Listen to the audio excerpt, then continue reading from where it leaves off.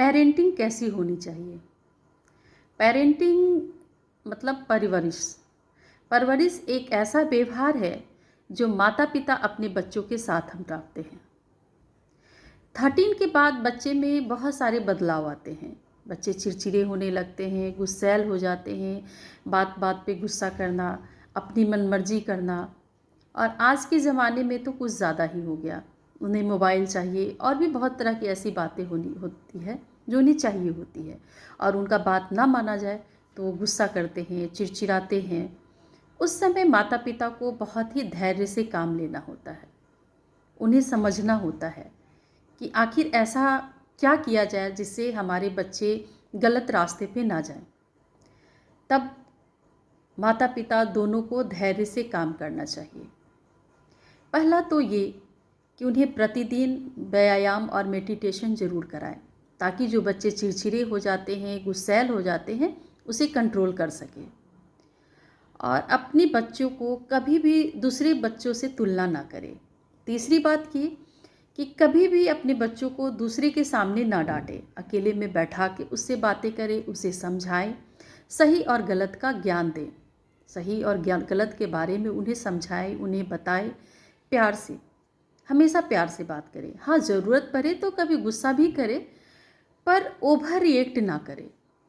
उनके साथ दोस्त बने ताकि वो कभी झूठ ना बोले, अपनी बातों को आसानी से उनसे बता सके, कह सके। 13 के बाद क्या है, बेटा हमेशा बाप पिता को ही अपना आदर्श मानता है और वो चाहता है कि पिताजी उसके समय ज़्यादा से ज़्यादा समय बिताए, उनसे बात करे, उनको समय दे।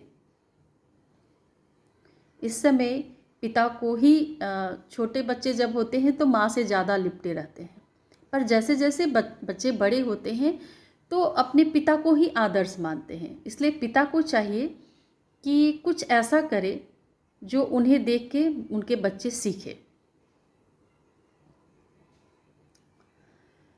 कभी कभी पिकनिक पे ले जाएं बाहर, छोटी छोटी जिम्मेवारियां भी दें।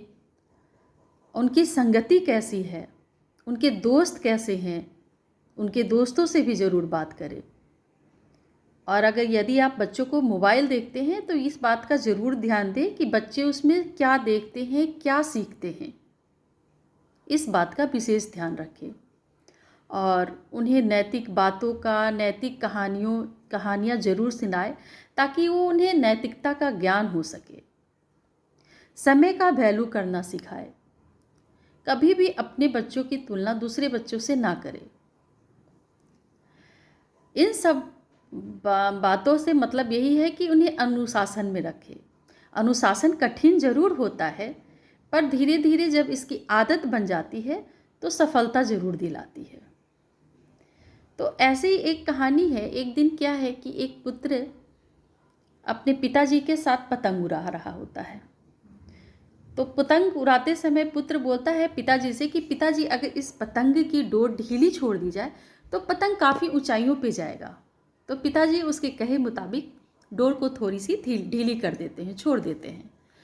तो पतंग जो है हवा में तेज गति से उड़ती है और उसके बाद थोड़ी देर में हिलने लगती है पतंग। तब पिताजी फिर से डोर को खींचते हैं तो सही दिशा पकड़ लेती है पतंग। फिर बेटा बोलता है पिताजी, यदि इस पतंग की डोर काट दी जाए तो ये पतंग तो काफ़ी ऊंचाइयों पे उड़ेगी। पिताजी फिर उस डोर को काट देते हैं। पतंग जो है थोड़ी ऊंचाइयों पे ऊपर जाती है और वापस से नीचे गिर जाती है। तब पिताजी बेटा से कहते हैं कि देखो, तुमने कहा था डोर ढीली छोड़ दो, तो मैंने छोड़ दिया तो पतंग जो है लड़खड़ाने लगी, और जब हमने डोर कट कर दिया तो पतंग थोड़ी ऊंचाइयों पे उड़ के वापस नीचे ज़मीन पे गिर गया। इसीलिए मैं तुम्हारे साथ इतने सारे अनुशासन या तुम्हें हर बात को समझाता हूँ, ताकि तुम इधर उधर ना भटक जाओ। तुम्हें अनुशासित रखना, सही दिशा देना हमारा कर्तव्य है, ताकि तुम सही दिशा पे जाओ।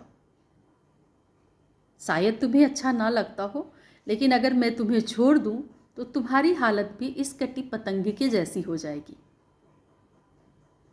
तो पिताजी इस पतंग से और इस बच्चों को समझाते हैं कि अनुशासन भले ही कठिन है, पर यदि अनुशासित रहना सीख लो तो तुम ज़रूर सफल हो जाओगे। तो आपका क्या कहना है पेरेंटिंग के बारे में? कैसा होना चाहिए बच्चों की परवरिश?